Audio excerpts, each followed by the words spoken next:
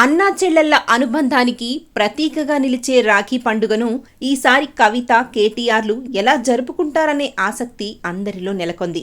గత ఏడాది కవిత జైల్లో ఉండడం వలన రాఖీ కట్టలేకపోయారు.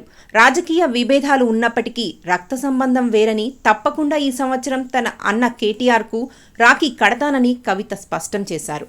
ఈ నేపథ్యంలో వారి రాఖీ వేడుక ఎలా ఉంటుందో అనే ఆసక్తి ప్రతి ఒక్కరిలో నెలకొంది. అన్నా చెల్లెళ్ల మధ్య ప్రేమానురాగాలకి, అనుబంధానికి ప్రతీక రక్షాబంధన్. ప్రేమతో రాఖీ కట్టిన సోదరికి జీవితాంతం అండగా ఉంటానని సోదరుడు హామీ ఇవ్వడమే ఈ పండుగ ఉద్దేశం. భారతీయ సమాజంలో ఎంతో ప్రాముఖ్యత ఉన్న రాఖీ పండుగని ప్రతి శ్రావణ మాసం పౌర్ణమి నాడు ఎంతో సంతోషంగా జరుపుకుంటారు.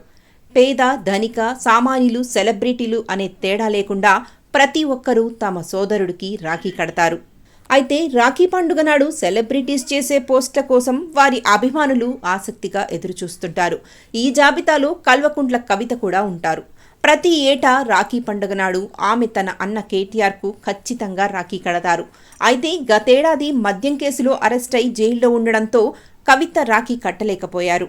మరి ఈసారి కవిత కేటీఆర్కు రాఖీ కడతారా లేదా అనే అనుమానం చాలా మందిలో ఉంది. అందుకు కారణం తాజా రాజకీయ పరిణామాలని చెప్పుకోవచ్చు. గత కొంతకాలంగా కవిత బీఆర్ఎస్ పార్టీ విధానాలకు వ్యతిరేకంగా ముందుకు సాగుతున్నారు. అధికార పార్టీకి సంబంధించిన అనేక అంశాలపై ఆమె ఒంటరిగా వ్యతిరేకత వ్యక్తం చేయడం, ఆందోళనకు దిగడం చేస్తున్నారు. దీంతో బీఆర్ఎస్ పార్టీ కవితను పక్కకు పెట్టిందనే ప్రచారం జోరుగా సాగుతోంది.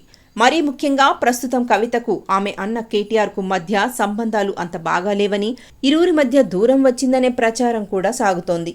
ఇందుకు తగ్గట్టుగానే కాంగ్రెస్ ఎమ్మెల్సీ తీన్మార్ మల్లన్న కవితపై అనుచిత వ్యాఖ్యలు చేసిన సందర్భంలో కేటీఆర్ నుంచి కానీ బీఆర్ఎస్ నుంచి కానీ సరైన స్పందన రాలేదు. ఈ క్రమంలోనే మరి ఈసారి కవిత కేటీఆర్కు రాఖీ కడతారా లేదా అనే అనుమానం ఉంది.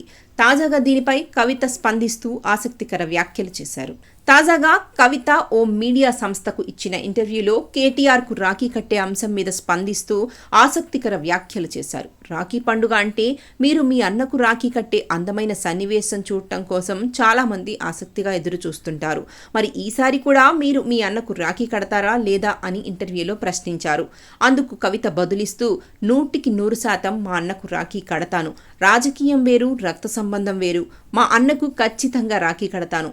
పోయిన సంవత్సరం నేను జైల్లో ఉండటం వల్ల మా అన్నకు రాఖీ కట్టలేకపోయాను. ఈసారి ఖచ్చితంగా కడతాను అని చెప్పుకొచ్చారు. మరి రాఖీ పండుగ నాడు కవిత కేటీఆర్కు రాఖీ కడతారో లేదో చూడాలి. గత సంవత్సరం జైల్లో ఉండటం వల్ల కవిత తన అన్న కేటీఆర్కు రాఖీ కట్టలేకపోయారు. దీంతో కేటీఆర్ తన చెల్లి కవితను గుర్తు చేసుకుంటూ ఎమోషనల్ ట్వీట్ చేశారు. నువ్వు ఈ ఏడాది నాకు రాఖీ కట్టలేకపోవచ్చు, కానీ కష్టసుఖాల్లో ఎల్లప్పుడూ నేను నీ వెంటే ఉంటాను అంటూ కేటీఆర్ భావోద్వేగ పోస్ట్ చేశారు.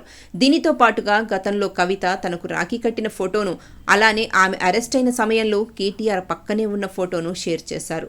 మరి ఈసారి వీరి రక్షాబంధన్ వేడుకలు ఎలా జరగనున్నాయో చూడాలి అంటున్నారు.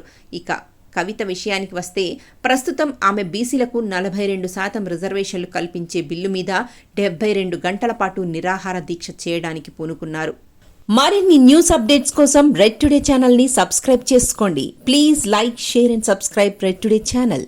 This is Malini signing off.